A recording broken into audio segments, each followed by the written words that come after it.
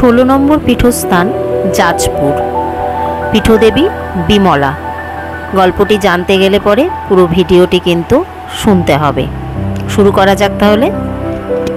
পুণ্যতোয়া বৈতরণী নদী তীরে পৌরাণিক ক্ষেত্র যাজ্ঞপুর।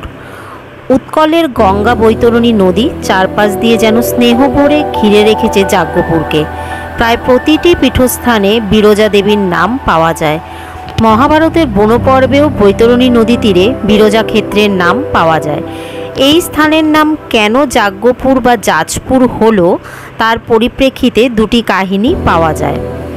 একবার যজ্ঞেশ্বর মহাদেব যজ্ঞের ভাগস্বরূপ যজ্ঞ পশুকে অধিকার করে রেখেছিলেন।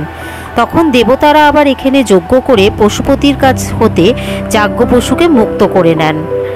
যজ্ঞ করা হয়েছিল বলে এই স্থান যজ্ঞপুর বা যাজপুর নামে পরিচিত পেল। মহারাজ যযাতি এই যাজপুরের প্রতিষ্ঠাতা, তাই তার নাম অনুসারে যাজপুর নাম হয়ে থাকে বলেও মনে করা হয়। সতীর নাভিদেহ সেখানে পতিত হয়েছিল। পৌরাণিক ক্ষেত্র যাজপুরে পাণ্ডবরাও গিয়েছিলেন পূর্বপুরুষদের তর্পণ করতে।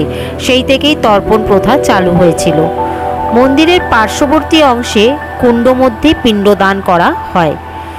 মন্দির বেষ্টিত যাজপুর। সামনের মূল মন্দিরটি দেবী বিরজার। গর্ভমন্দিরের রত্নবেদিতে মা বিরজা বিরাজ করছেন। দ্বিভুজা দেবী সিংহ বাহিনী, দুই হাতের এক হাতে শূল ও অন্য হাতে মহিষরূপী অসুরের লাঙুল তথা লেজ। প্রথমেই বলেছি মন্দিরময় যাজপুর।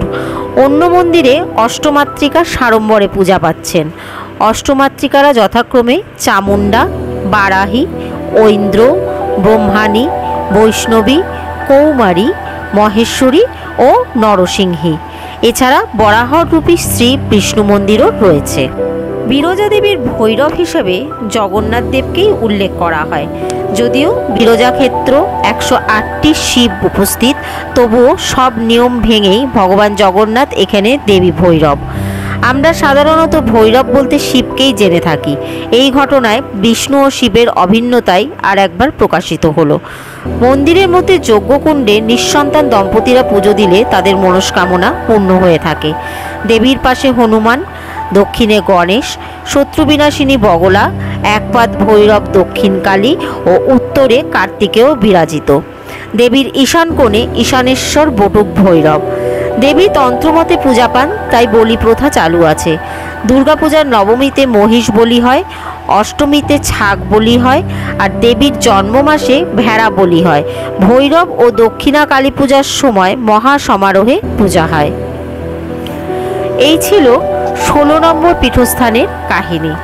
ভালো লাগলে অবশ্যই আমার ভিডিওটি ফলো করবেন, শেয়ার করবেন। আমার ইউটিউব চ্যানেল কথা ও ছন্দকে সাবস্ক্রাইব করতে ভুলবেন না। নতুন ভিডিও নিয়ে আসার আগে পর্যন্ত ভালো থাকবেন, সুস্থ থাকবেন।